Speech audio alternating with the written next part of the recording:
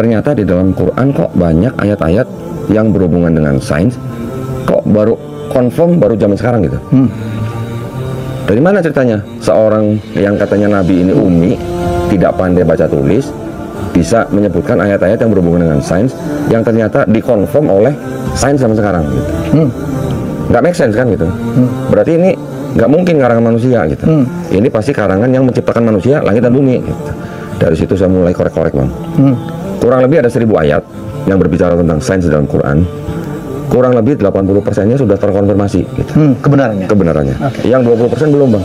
Belum masih ada? Hah? Masih ada? Masih ada. Masih ada yang belum terkonfirmasi. Termasuk mengenai Isra Mi'raj. Itu belum bisa dijelaskan oleh sains secara detail gitu lah. Sekarang mungkin kita hanya mempelajari apa sih kalau sains yang baru, yang paling mutakhir apa sih paling baru kuantum mekanik lah, ya, baru teleport mungkin lah. Jika kamu pernah mendengar klaim bahwa Al-Quran penuh dengan mukjizat ilmiah, selamat, kamu baru saja menemukan salah satu lagu andalan apologetika Islam. Narasinya seperti ini. Al-Quran mengungkapkan fakta-fakta yang mustahil diketahui oleh orang Arab abad ke-7. Kedengarannya luar biasa, bukan? Tapi ini masalahnya. Jika sains membuktikan bahwa Al-Quran itu ilahi, maka kesalahan-kesalahan ilmiahnya membuktikan sebaliknya. Dan disinilah argumen tersebut runtuh total. Ambil contoh embriologi. Umat Muslim sering menunjuk pada Al-Quran surat ke-23 ayat 12-14, mengklaim bahwa ayat tersebut menggambarkan tahapan perkembangan embrio dengan pengetahuan yang jauh melampaui zamannya. Tapi tunggu dulu, sekitar 1000 tahun sebelum Nabi Muhammad, Aristoteles telah menulis seluruh buku tentang embriologi yang menjelaskan tahap-tahap tersebut secara rinci. Lalu Galen, seorang ilmuwan Yunani, datang 500 tahun sebelum Nabi Muhammad dan membahas lebih jauh lagi tentang bagaimana tulang dan daging berkembang. Jadi, Nabi Muhammad sebenarnya tidak menemukan hal baru di sini. Dia hanya mendaur ulang gagasan lama. Lebih buruk lagi, versi Al-Quran bahkan tidak akurat. Al-Quran mengklaim bahwa tulang terbentuk terlebih dahulu, lalu dibalut dengan daging. Namun sains modern menunjukkan bahwa tulang dan daging berkembang secara bersamaan.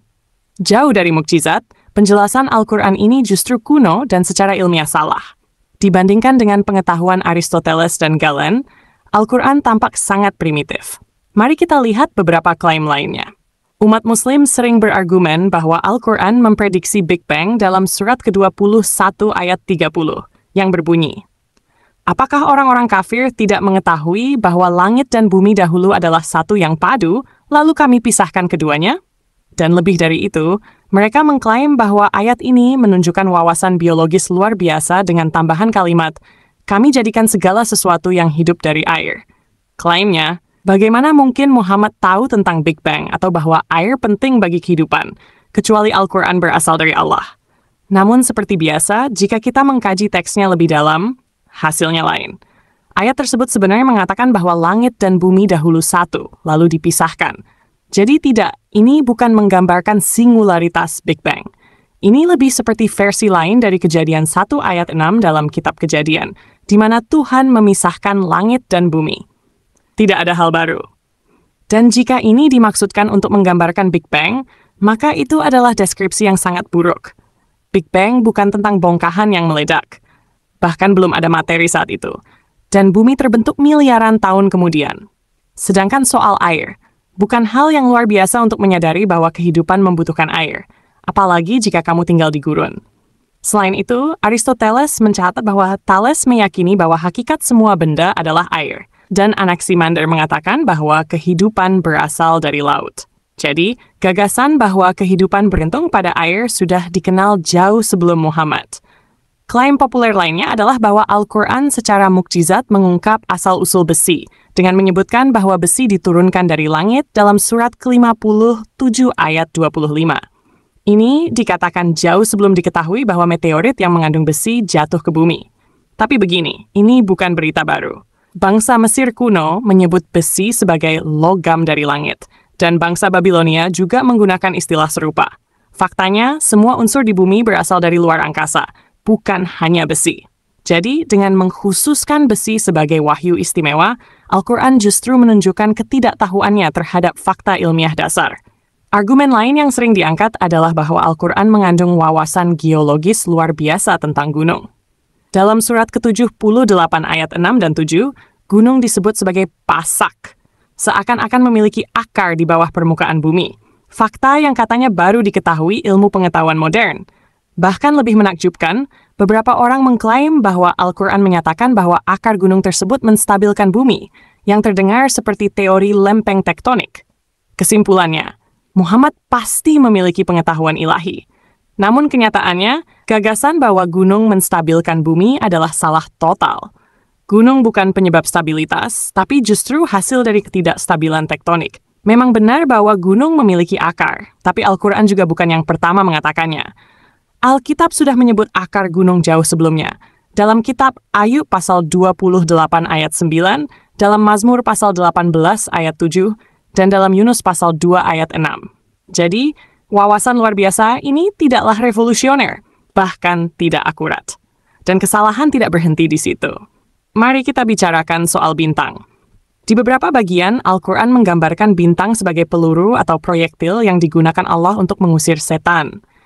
Dalam surat ke-67 ayat 5, disebutkan bahwa bintang-bintang adalah peluru yang dilemparkan kepada setan yang durhaka.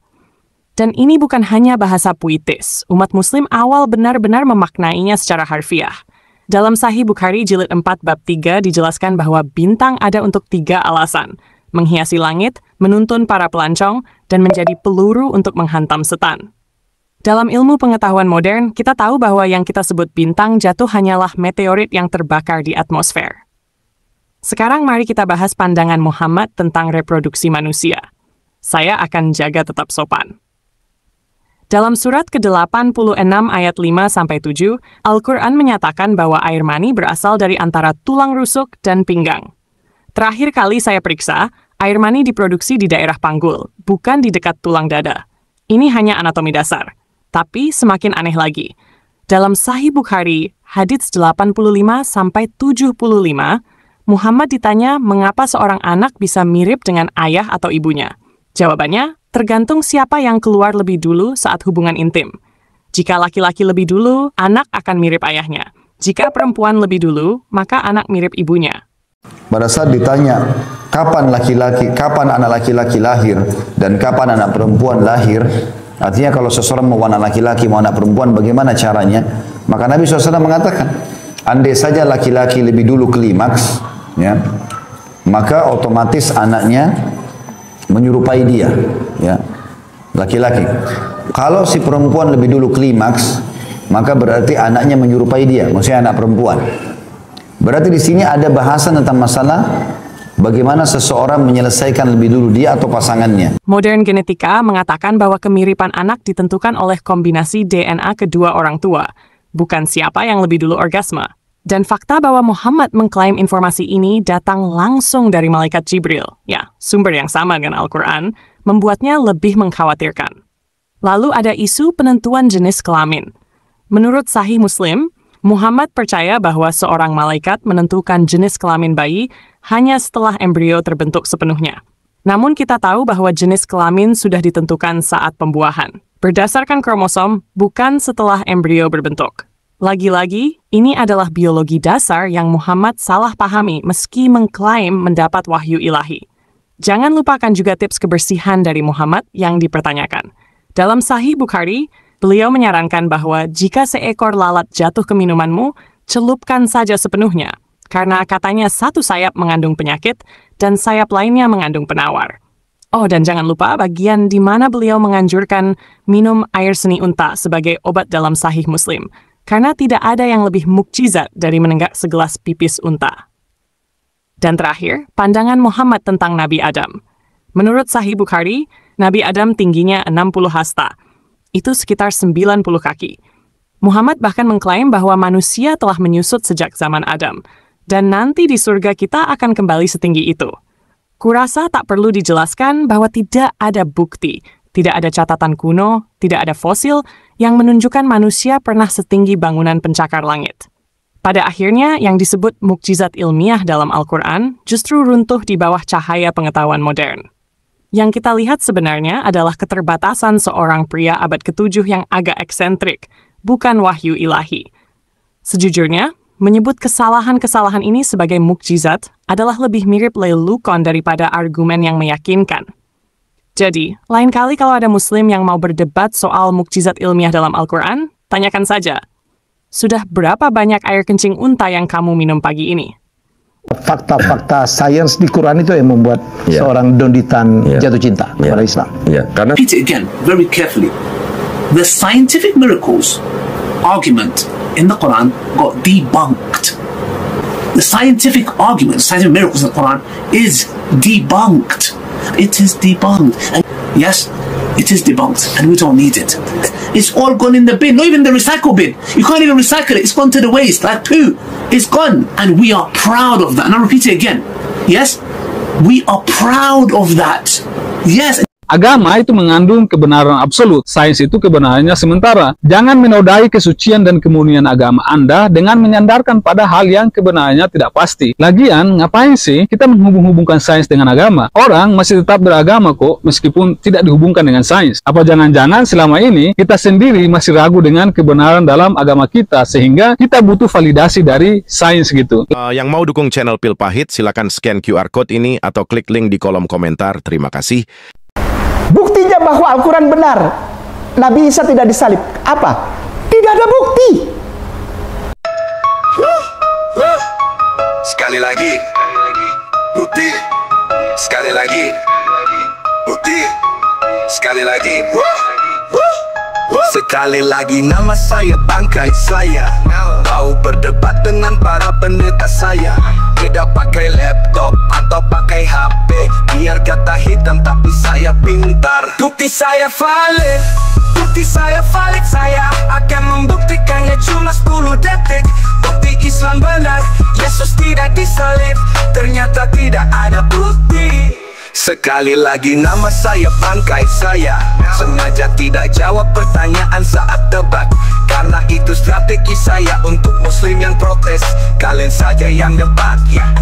Bukti saya valid, bukti saya valid. Saya akan membuktikannya cuma 10 detik. Bukti Islam benar, Yesus tidak disalib. Ternyata tidak ada bukti. Sekali lagi nama saya bangkai saya. Tidak pusing dengan muslim yang marah-marah. Paparanmu mana?